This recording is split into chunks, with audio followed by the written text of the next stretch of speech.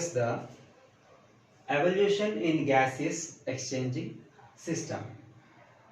How the gaseous exchanging system, nothing but how respiratory system has changed, how evolved from the single cell organisms to the most complex organism in the animal kingdom, humans. So from each group, how the respiratory system has changed and what kind of respiratory systems are working in the different kinds of organisms. Let us see one by one. Just to see that the first organisms are the unicellular organisms. We know that amoeba, unicellular organism. The organism made up of single cell. Amoeba and multicellular organisms like hydra and platyhelminthes means the Cnidaria, protozoa, Cnidaria and platyhelminthes, example planaria, and nematohelminthes, roundworms, annelida, earthworms. So all these groups of organisms are performing the same kind of respiratory or gaseous exchanging system. That's nothing but diffusion. Diffusion is the process which is exchanging the gases carbon dioxide and oxygen from atmosphere to the body and from body to the atmosphere. Directly they are exchanging from the body surface or the body wall. That is called a diffusion. From higher concentration to lower concentration, the gaseous molecules are exchanged from environment to the body and from body to the environment directly through the body surface. And this may occurs mostly in the unicellular organisms and multicellular organisms and the previously groups of organisms like Cnidaria, platyhelminthes, nematohelminthes and the earthworm. These groups of organisms almost performing the same kind of respiratory system or maybe the respiratory process, nothing but the diffusion, right? Actually, diffusion process is not same in all organisms. The various organisms are performing the different kinds of respiratory systems and respiratory methods. And how it is possible and why it is. Why the organisms are performing different kinds of respiratory systems. That is because of some particular points are there that organisms are performing different kinds of respiratory systems. On few basis, the organisms are performing the different kinds of respiratory systems. That we can see now. The type of circulatory system. The organisms, what kind of circulatory system they are performing. Based on that only, we can say that the gaseous transport systems or gaseous exchange systems we can observe. And the size of the body depends on the body size also. The organisms are performing the different kinds of respiratory methods. And also availability of the water. Availability of the water. This is also the major cause for changing the or evolution of the gases exchanging systems, right? The few things we discussed here, the type of circulatory system and the body size and availability of water also play a major role in the organisms to perform the different kinds of respiratory methods. And here it is, we can observe the few types of respiratory systems, and here it is a tracheal respiratory system. Tracheal respiratory system, and we people know that the trachea means is a tube-like structure. The entire system of respiration is made up of a tube-like structures. These tube-like structures are completely spread inside the body, and each and every cell is provided by a tube, and what the air or oxygen present in the atmosphere directly received by the body surface, and these tube-like structures are transporting the necessary gases to the each and every cell of the body directly. For example, tracheal respiratory system is mostly seen in insects. We can take the best example of insect is the cockroach. If you take the cockroach,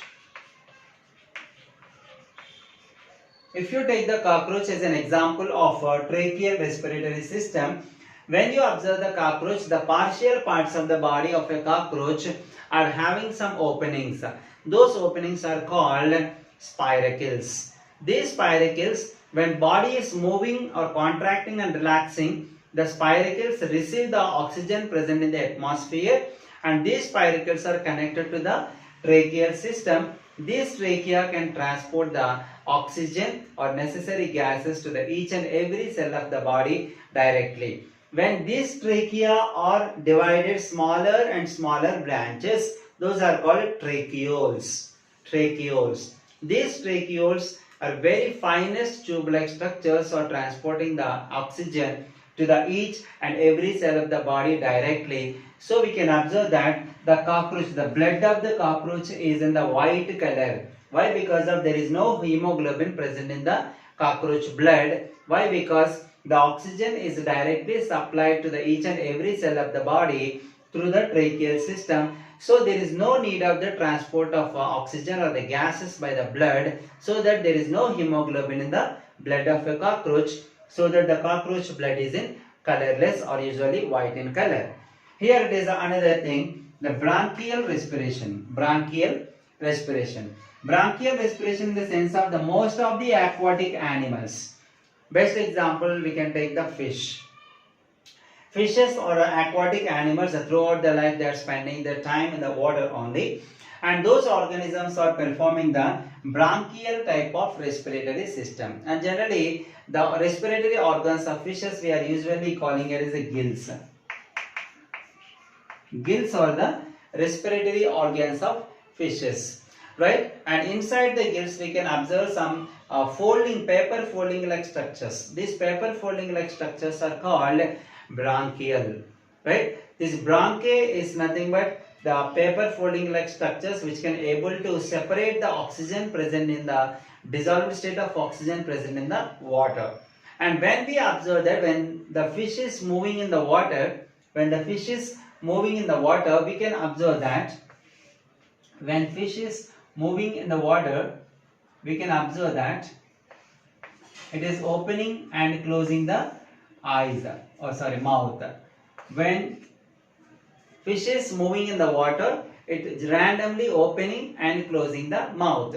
When the fish is opening and closing the mouth, we can observe that the water can enter the fish body through the mouth. And usually the oxygen is also present in the water in the dissolved state. The dissolved state of oxygen is also enter the body along with water, and this water can comes out through the partial sides of the fish head. We can observe that those are called operculum. Those are called operculum. This operculum are randomly opening and closing, so that the water which is containing oxygen enter through mouth and they are coming out through the operculum. And when you open the operculum, we can find the gill pouches here itself. The gill pouches are present inside the operculum. When you observe the gill pouches, they are red and paper folding like structures, and those are called gill lamellae. Those paper folding like structures are called gill lamellae. These are the structures where the gaseous exchanges are taken place. Generally, when water is passing through the mouth while it is coming out of the operculum, while the water is passing through the gill pouches are separated the dissolved state of oxygen present in the water, and at the same time the carbon dioxide produced in the body is also just put it in the water, and they can send along with the water which is coming out of the operculum. This is what the gaseous exchanging system occurs in the fishes. So this system of gaseous exchanging in the fishes or most of the aquatic organisms is called bronchial respiratory system or bronchial respiration.